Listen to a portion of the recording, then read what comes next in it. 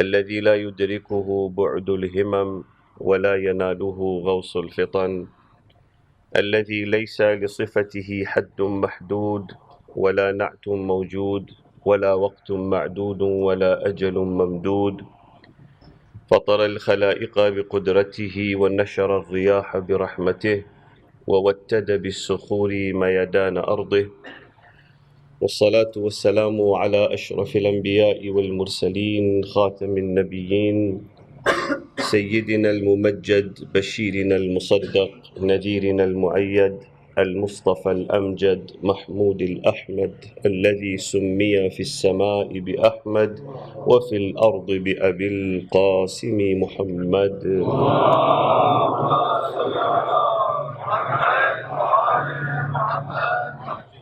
وعلى أهل بيته الطيبين الطاهرين المعصومين الذين قال عنهم الرسول: اللهم إن هؤلاء أهل بيتي وخاصتي وحامتي، لحمهم لحمي ودمهم دمي، يؤلمني ما يؤلمهم ويحزنني ما يحزنهم، أنا حرب لمن حاربهم وسلم لمن سالمهم وعدو لمن عاداهم ومحب لمن أحبهم، إنهم مني وأنا منهم، فاجعل صلواتك وبركاتك ورحمتك وغفرانك ورضوانك علي وعليهم، وأذهب عنهم الرجس وطهرهم تطهيرا. واللعنة الدائمة الباقية على أعدائهم ومبغضيهم وغاصبي حقوقهم ومنكر فضائلهم ومناقبهم من أول يوم ظلمهم إلى لقاء يوم الدين. أما بعد، سلام عليكم جميعا ورحمة الله وبركاته.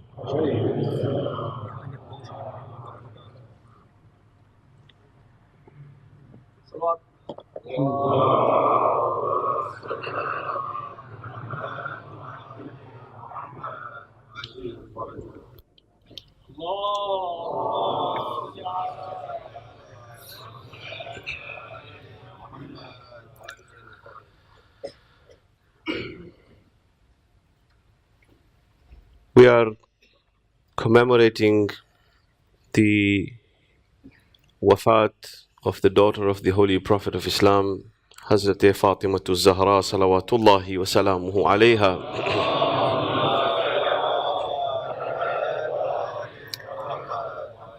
And on the occasion of the wafat of this lady, the idea for us in getting together, in assembling here, in congregating is to learn from the life of this lady and to learn from the lessons that she has given in her life and to be able to replicate some of the teachings or some of the ways in seerah that she has displayed in her life for us. It is of utmost importance that the idea of wafat and kushali is understood. It is not an empty ritual to attend the mosque, to listen to the majlis, to express happiness, to weep, to cry, and then to leave.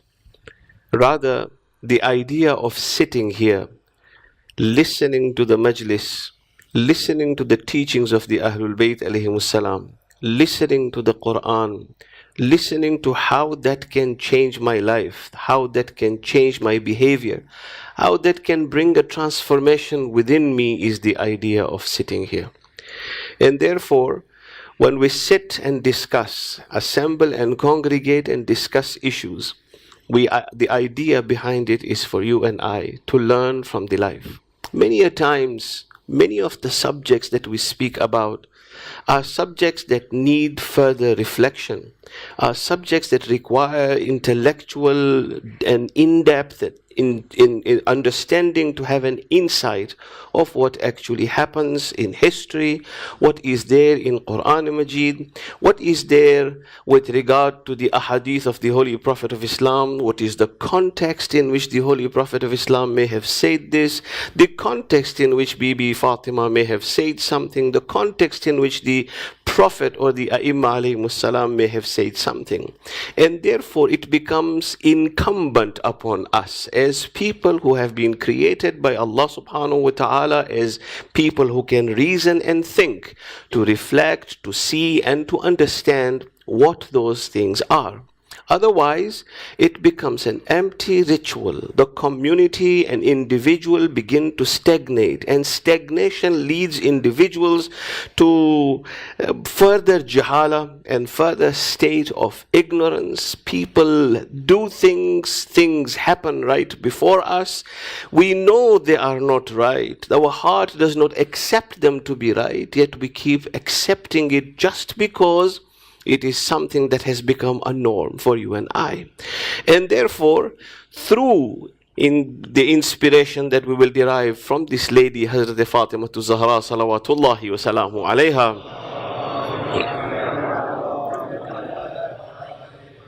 we will try our utmost best to discuss issues that will benefit us, that will bring this state of transformation, that will move something within us, so that we are able to understand what Allah subhanahu wa ta'ala is expecting of us. Whenever we speak about this lady, whenever we talk about the daughter of the Holy Prophet of Islam, as I just mentioned, the daughter of the Holy Prophet of Islam, whenever we talk about her, we will either normally refer to her as the wife of Ali ibn Abi Talib, or we will refer to her as the daughter of the Holy Prophet of Islam, or we will refer to her as the mother of Hassanain. However, when we look at the status of Zahra, we don't only know and understand this, but she holds the third highest position in the spiritual realm after the Holy Prophet of Islam and Amirul Mu'mineen Ali ibn Abi Talib salawatullahi wa salamu alayhim. We only try to see her by associating her with her father. So we give nisbah. We relate and look at the relationship of her to her father and to her husband. There is no doubt that she lived under the shadow of her father. There is no doubt that she lived under the shadow of Amirul Mu'mineen. Yet, in her own right, she is waliyatullah fil ard. In her own right, she holds that position of being the waliyah of Allah subhanahu wa ta'ala on earth. She is Ummul A'immah, the mother of the rest of the Imams other than Amirul Mu'mineen. She is the paradise, her feet are the paradise for Hassan and Hussein salawatullahi wa salamuhu alayhima. And therefore, to see Zahra, to see the daughter of the Holy Prophet of Islam in her own right, we recite Hadith al-Kisam.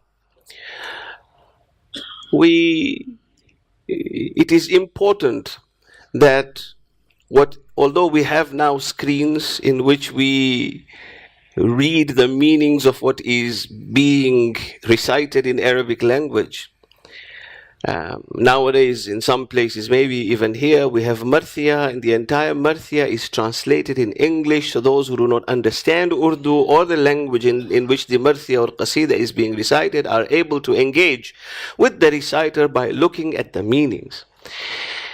It is important that we understand what we are reciting. In Hadith Kisa, for example, we talk about the event of the cloak. In the event of the cloak, we see that the Holy Prophet of Islam comes. I am not looking at the event through the words that have appeared. I am looking at the event as a reality that has taken place. The words may have differences in them. You will see there are two versions of Hadith Kisa, or probably even more versions of how it has come. That is not important. The important bit is that the event has taken place. Within this event, there comes a time when Jibreel is speaking to Allah subhanahu wa ta'ala, and he asks the Holy Allah subhanahu wa ta'ala a question. He says, وَمَنْ تَحْتَ الْكِسَى? My Lord, who are in this kisa? Who are under this cloak? The response of Allah subhanahu wa ta'ala is, whom he responds by not giving the name of the Prophet. He doesn't say Ali, nor does he say Hassan and Hussein. The response of Allah subhanahu wa ta'ala to Jibreel is only one name, and then he gives the relationship through that particular name. He makes her the crux, he makes her the middle and the center point. He makes her the central figure, and then through her he gives the ta'aruf and the relationship of her father, of her husband, and of her sons, when he says, hum Fatimatu wa abuha wa ba'luha wa banuha.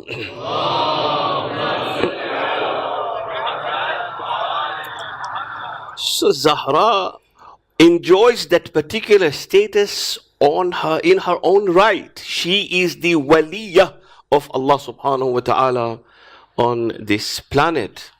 She holds an extremely high position.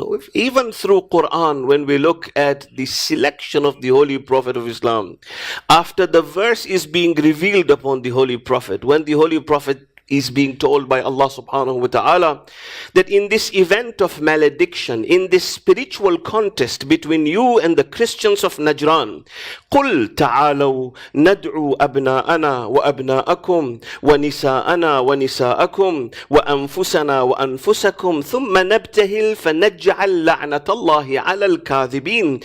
In this contest, which is known as the malediction or spiritual contest that is taking place, Allah subhanahu wa ta'ala instructs the Holy Prophet of Islam on exactly how to approach this contest, how to enter, and the method of how to go. ثُمَّ نَبْتَهِلْ فَنَجْعَلْ لَعْنَةَ اللَّهِ عَلَى الْكَاذِبِينَ. We shall engage in this spiritual context and invoke curses upon those who are liars.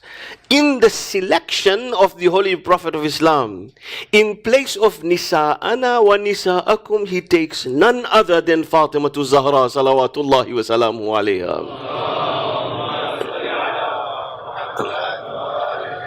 Again, then you come to the riwayat and you see how this whole group of 5 people approached the Christians of Najran, and you see even within there, the central personality protected by Nubuwwat and Imamat is Fatimah Zahra salawatullahi wa salamu alayha.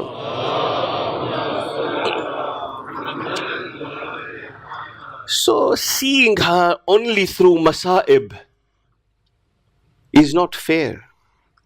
Looking at Zahra only through broken ribs is not fair. Looking at Zahra only through the huzn and masa'ib is not fair. Looking at Zahra in her own personality as she is, as the waliya of Allah subhanahu wa ta'ala, is what we need to understand. Of course the masa'ib have taken place. Of course we speak about the masa'ib. Of course we know what has happened in history, and we must analyze the realities of history. However, we must look at the daughter of the Holy Prophet of Islam, not only in her seerah, but in what she actually did, what she stood for, how she presented herself, and what is it that we as individuals learn from the life of Fatimah Zahra salawatullahi wa salamu alayha.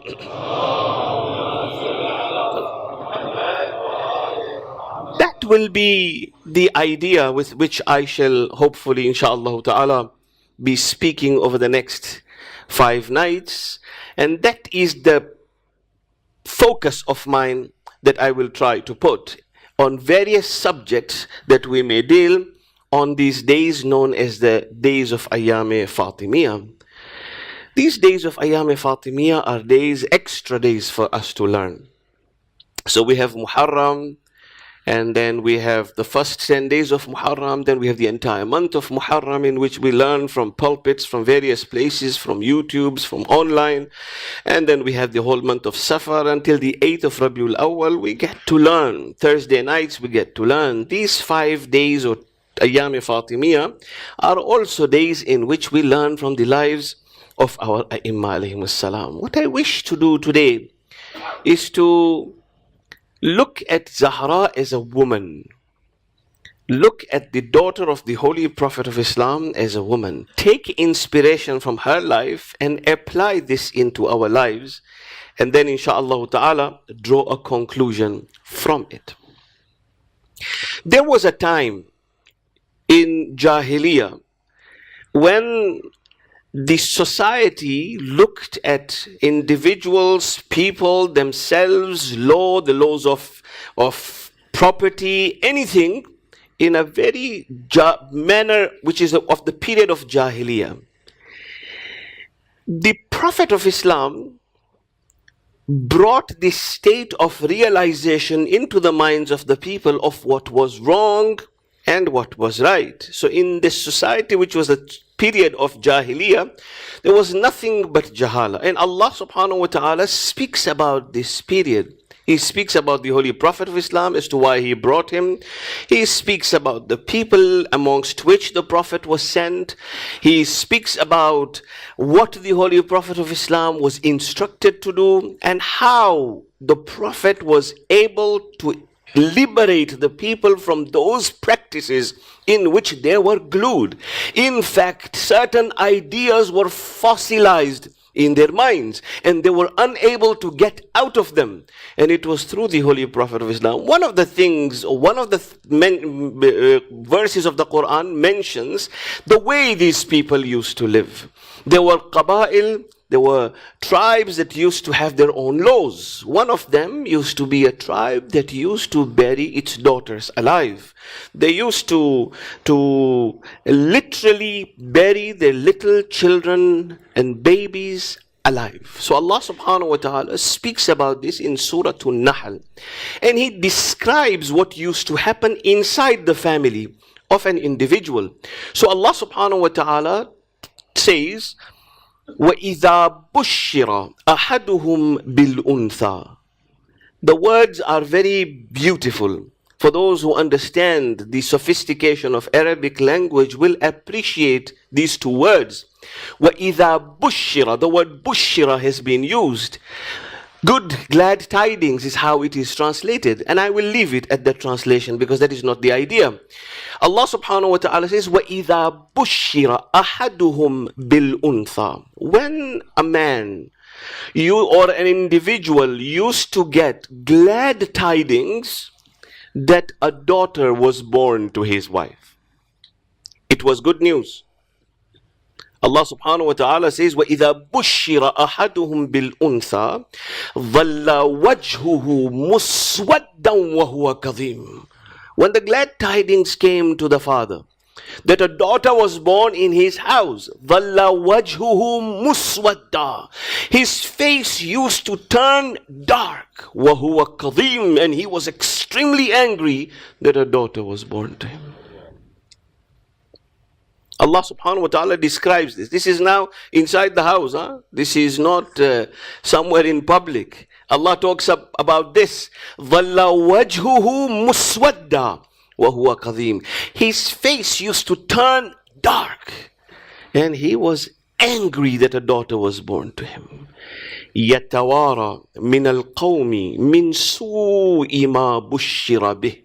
Look at this word bushira preceded with the word min su'i ma bushira bih. Allah doesn't change the word glad tidings. The glad tidings remains. He sees it as bad news. The father sees it as bad news. So he says, يَتَوَارَى مِنَ الْقَوْمِ مِنْ سُوءِ مَا بُشِّرَ بِهِ. He used to walk around. He used to move around. He used to turn his face. يَتَوَارَى مِنَ الْقَوْمِ. He used to hide away from his community. مِنْ سُوءِ مَا بُشِّرَ بِهِ. Because of the bad news that were given to him that a daughter was born to him. يَتَوَارَى مِنَ الْقَوْمِ مِنْ سُوءِ مَا بُشِّرَ بِهِ. And then he used to think. And he needed to make a judgment. أَيُمْسِكُهُ عَلَى هُونٍ أَمْ يَدُسُّهُ فِي التُّرَابِ. Should he live with the humiliation that a daughter is born to his wife? أَمْ يَدُسُّهُ فِي التُّرَابِ. Or should he bury his daughter alive? Allah says, أَلَا سَاءَ مَا يَحْكُمُونَ. What an evil judgment these people used to make. This is the period in which the Holy Prophet of Islam comes. The period in which there is absolutely no regard for a woman. There is no, forget about the rights. There is absolutely no regard. You know, even poets sometimes do dhulm. When they write their poetry, sometimes in their poetry, because it's there, you know, sometimes when we don't reflect on things, it remains there. It manifests itself as what is within. So for example, I will come to that poem in a minute. Let me just finish the point that I wish to make. So here is the community. Here the Holy Prophet of Islam is being brought by Allah subhanahu wa ta'ala. People within the region where woman was considered nothing are scared that their wives will deliver baby girls. They are scared. They do not want a baby girl. They hide away. They move away. They bury their daughters alive. One qabila it may have been, but it was affecting the rest of them. In those circumstances, it is subhanallah, the wisdom of Allah subhanahu wa ta'ala, that he decided to give the Holy Prophet of Islam nothing but Fatimah Zahra salawatullahi wa salamu alayhi. The apostle of Allah was called Abtar by people. He was called Abtar. He was called someone who did not have a tail, someone who did not have a progeny, someone who was not going to have. His son Ibrahim passed away in his lifetime. Allah chooses to give the Holy Prophet of Islam, in his wisdom, nothing but a daughter. No. Not only did Allah subhanahu wa ta'ala give a daughter, Inna a'tainaka al-kawthar. Allah says, we have given you Kawthar. فَصَلِّ لِرَبِّكَ وَانْحَرْ إِنَّ شَانِئَكَ هُوَ الْأَبْتَرِ. This Abtar that you call is your enemy. Not you, Muhammad. Through Zahra, I will give you the progeny of Fatimah to Zahra. Salawatullahi wa salamu alayha.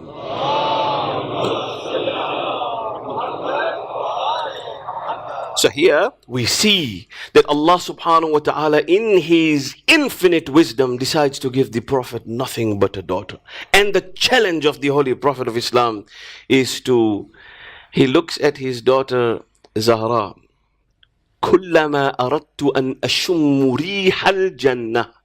The Prophet said, every time I feel like smelling the fragrance of paradise, I smell Zahra. This is what the Prophet says. Every time I just want to. No, you know, when she used to walk in the presence of the Holy Prophet of Islam, sometimes him delivering an important message, sometimes companions with him, sometimes important people sitting with the Holy Prophet of Islam, he used to stand up for Zahra. An idea, a notion that was alien to the people of that particular time. A daughter was buried alive. The most influential man was standing up for his daughter Zahra. Jhoom ke, a poet says, Jhoom ke jis tarha sawan ka mahina uthe. He says, Jhoom ke jis tarha sawan ka mahina uthe, iski tazeem ko yun Shah-e Madina uthe. That is how the Holy Prophet of Islam used to see his daughter Zahra. Jhoom ke jis tarha sawan ka mahina uthe, iski tazeem ko yun Shah-e Madina uthe. The Holy Prophet of Islam, not only because she was his daughter, no, because in her own right, Zahra is Waliyatullah. She was the sharik and the partner of the Holy Prophet of Islam. She was the namuna and the role model for people after who are in her life and for the life to come. For us to be able to see her as the waliyah of Allah subhanahu wa ta'ala and a role model for us. That is what Allah subhanahu wa ta'ala decided to give the Holy Prophet of Islam, Hazrat Muhammad Mustafa sallallahu alayhi wa alihi wa sallam.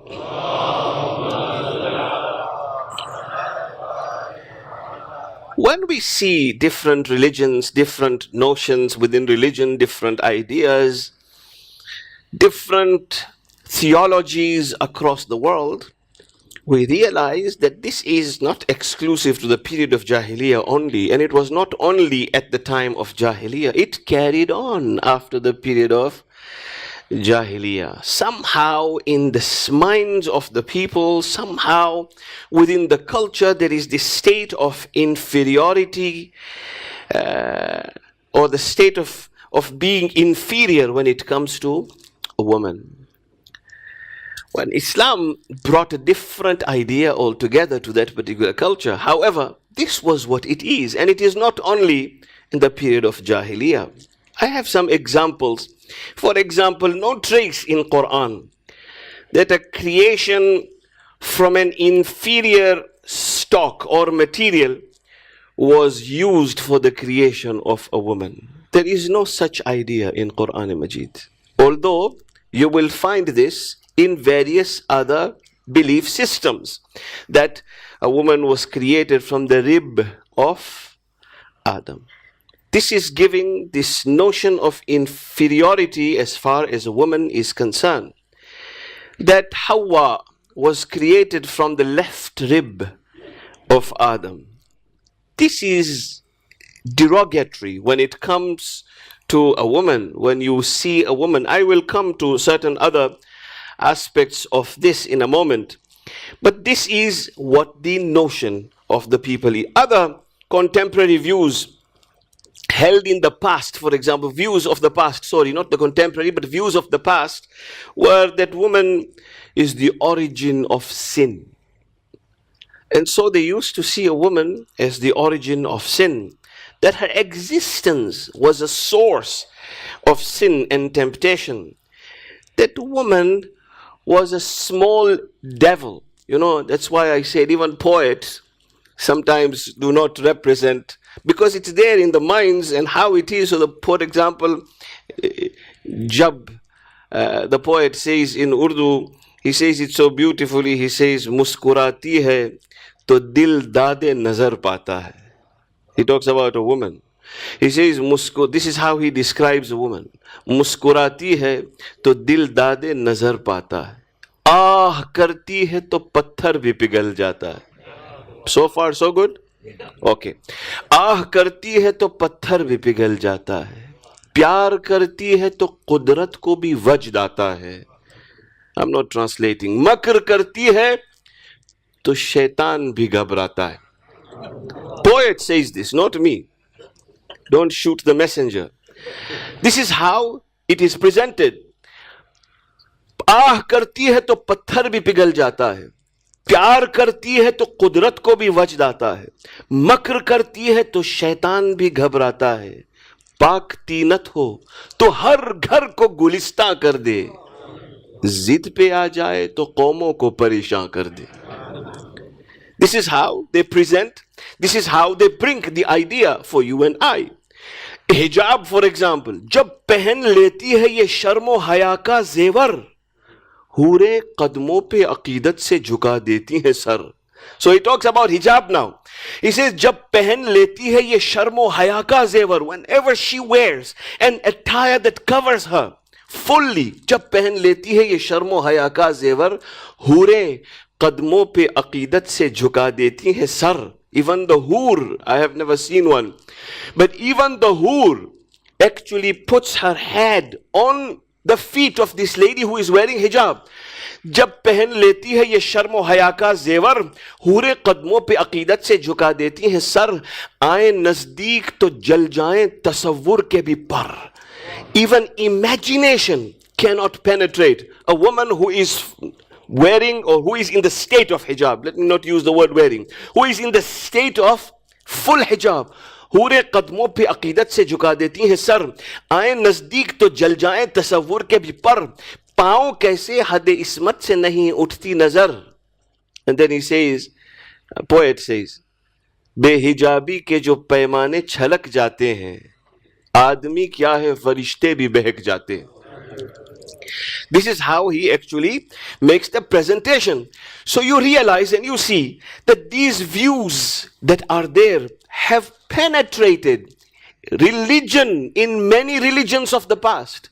These superstitious views that people have managed to penetrate religious texts that you and I read today. And therefore what happens is, at the time of making an interpretation, if the idea in the mind is exactly the same without reflection, then the interpretation is a reflection of my own thought process. So you see, for example, when Quran relates a story with regard to the woman, then it does not show any state of inferiority or superiority in either way. For example, let us look at these two verses of Quran. Chapter 7, verse number 19, Allah subhanahu wa ta'ala talks about the state of paradise. He speaks about Adam, he speaks about Hawa, and he says, Ya Adam uskun anta wa zawjuka al-jannah. O Adam, you and your zawja, both of you, live in paradise. Wakula. In Arabic language there is singular, there is plural, and there is, singular, dual, and plural. Wakula, not wakul, no, wakula minha ragadan haythu shi'tuma. Both you and Hawa eat as much as you want to eat. Enjoy this paradise, it is for you. It does not single out Adam on his own. It speaks about Adam and Hawa, and it speaks about Hawa at the same level as Adam. Or 720, Allah subhanahu wa ta'ala says, فَوَسْوَسَ لَهُمَ الشَّيْطَانِ. When shaitan whispered, he did not whisper into Hawa, who then caused Adam to be tempted. No. That is not the view Quran is giving to you and I. Allah subhanahu wa ta'ala says, فَوَسْوَسَ لَهُمَ الشَّيْطَانِ. Shaitan whispered to both of them. فَدَلَّاهُمَا بِغُرُورٍ. And he caused them both to fall. Or 721, Allah subhanahu wa ta'ala says, وَقَاسَمَهُمَا إِنِّي لَكُمَا لَمِنَ النَّاصِحِينَ. And he said to both of them that surely I am a sincere advisor to both of you. Allah subhanahu wa ta'ala says. You realize that this idea of inferiority or superiority has never been mentioned by Allah subhanahu wa ta'ala in Quran. Some of the people use this verse, الرجال قوامون على النساء. Maintaining has been taken out of context and used as a superiority in the context of being a superior. But that is not what I wish to discuss. Various views: women cannot go to heaven, for example, or they cannot traverse the divine and spiritual stages of enlightenment, or they cannot attain proximity to Allah subhanahu wa ta'ala like a man can achieve proximity to Allah subhanahu wa ta'ala. These are notions and ideas. Quran says proximity to Allah subhanahu wa ta'ala is dependent upon deeds. Allah says whether it is a man or a woman, Allah subhanahu wa ta'ala mentions regarding both of the example. Allah says, innal muslimina wal muslimat wal mu'minina wal mu'minat wal qanitina wal qanitat was sabirina was sabirat was sadiqina was sadiqat. And then Allah subhanahu wa ta'ala says, وَالْخَاشِعِينَ وَالْخَاشِعَاتِ وَالْمُتَصَدِّقِينَ وَالْمُتَصَدِّقَاتِ وَالصَّائِمِينَ وَالصَّائِمَاتِ وَالْحَافِظِينَ فُرُوجَهُمْ وَالْحَافِظَاتِ وَالذَّاكِرِينَ اللَّهَ كَثِيرًا وَالذَّاكِرَاتِ أَعَدَّ اللَّهُ لَهُمْ مَغْفِرَةً وَأَجْرًا عظيما. Allah subhanahu wa ta'ala does not single man out here. He particularly takes out, or just to say a Muslim includes everyone. Muslimin includes all. But Allah, Muslimin and Muslimat, Allah subhanahu wa ta'ala wants you and I to understand that no such idea or notion is there. When Bibi Fatima Zahra salawatullahi wa salamu alayha,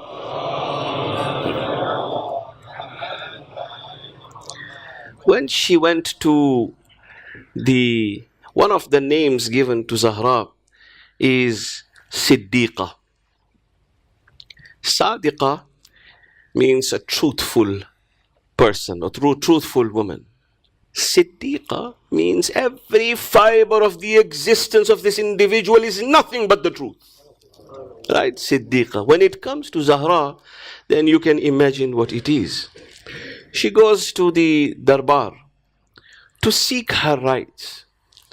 The notion that she was asking for her haqq was not because she needed that piece of land. No. Zahra had gone there for a particular reason. And the reason is there explained by various scholars as to what the reason was. But never think that Zahra needed that particular fadak. Never ever even let that cross your or my mind. She is one who preferred to remain hungry and give to the miskin and yatim and asir. She is the one who never held back when it came to being a charitable woman. So she did not go to claim fadak because she wanted it. However, there is something else that was the focus of Zahra. She needed to talk about this. She needed to be there at that particular time. She needed to expose certain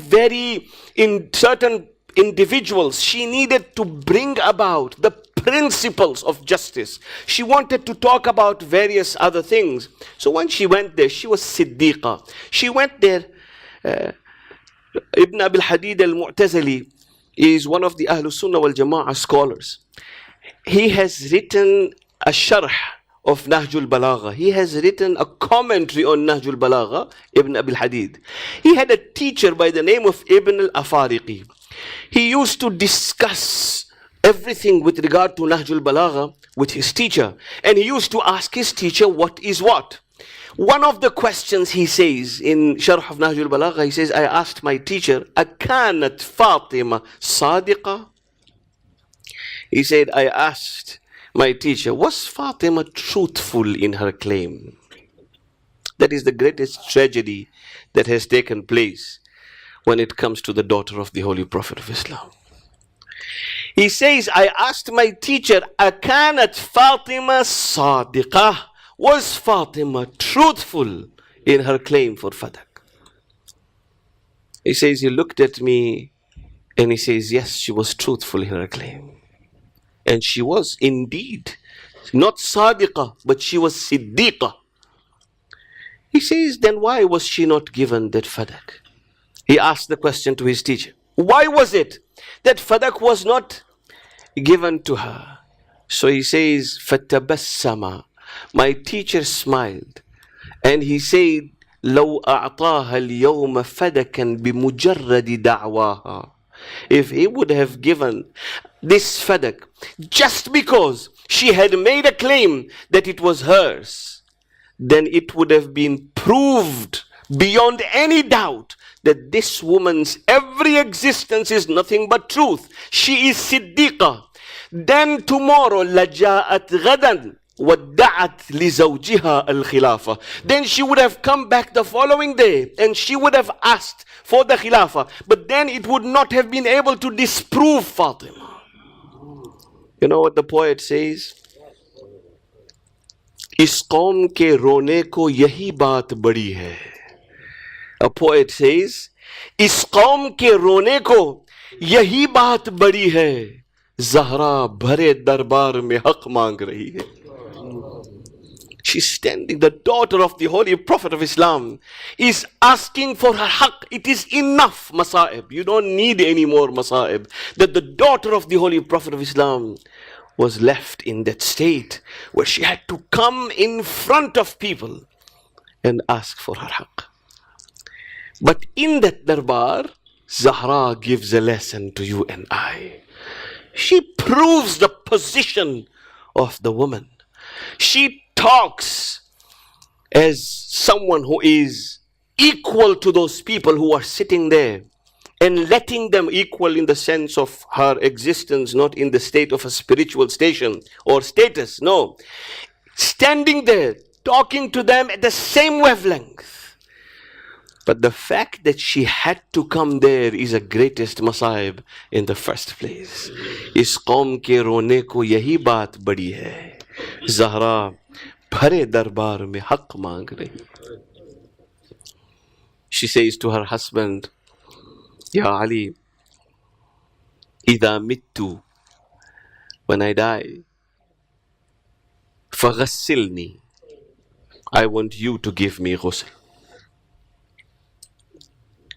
وَكَفِّنِّي, I want you with your own hands to give me kafan. فَادْفِنِّي فِي اللَّيْلِ إِذَا نَامَتِ الْعُيُونِ, I want you to bury me in pitch darkness when people are fast asleep. She carries on with her masa'ib. She speaks about her masa'ib and says, Ya Ali, I want you to come and recite many surahs on my grave. Then she says, Ya Amir al-Mu'mineen, la tansani. O Amir al-Mu'mineen, do not forget Zahra. She says, do not forget Zahra. The riwayat says that Janab Zahra was with Amir al-Mu'mineen alayhi salam at the time, and while she was giving this particular wasiyat, whatever the wasiyat of Zahra was, she finished her wasiyat, and Amir al-Mu'mineen followed her entire wasiyat. He used to go to Qabristan, he used to go to where Zahra was lying, and he used to recite Quran. The narration says a day came when Ali ibn Abi Talib in the middle of the night was reciting the Quran, and riwayat says فَأَخَذَتْهُ الْغَفْلَةِ, he fell asleep, he dozed off while he was reciting Quran. فَإِذًا بِالزَّهْرَاءِ, he saw Zahra in his dream. وَدُمُوعُهَا تَجْرِي, and her tears were flowing from her eyes. He says, Ya Zahra, O Zahra, why do you weep? مِمَّا الْبُكَاء, why do you cry? She says, Ya Abul Hasan, inkasara qalbi, my heart is broken, O Abul Hasan. In his dream she says, my heart is broken. And she says, while you are reciting Quran in my grave, my Hassan and Hussein have woken up. Ya Ali, return back home and look after Hassan and Hussein. Ya Zahra, that is why on the night of Ashura, when Hussein ibn Ali was scanning the maqtal and a companion followed him, he says to the companion, why do you follow me? The companion says, Ya Aba Abdullah, I wish to protect you. He says, why do you wish to protect me? He says, you are on your own at this time of the night. He says, come along with me. Hussein sits down at a particular place and starts to weep. The companion says, why do you weep? He says, this is where my Akbar will fall. This is where I will have to pick up the arms of Abbas. This is where my Asghar will fall. Azadaran Imam Hussein, he then carried on and he says, this is where Qasim will be trampled under the hoofs of the horses. He brought this companion to the Nashib. He said to the companion, this is the place where Zuljanah will bring me. This is the place where I shall come off the horse. This is where my steed will bid farewell to me. While Imam was speaking, while Imam was talking, the companion was not paying any attention. Azadaran Imam Hussein, Imam held him by the arm and said, I talk to you and you are not paying any attention. He says, my master, I don't know why, but I hear a cry of a woman, a sorrowful cry of a woman. Hussein says, that is my mother Fatima.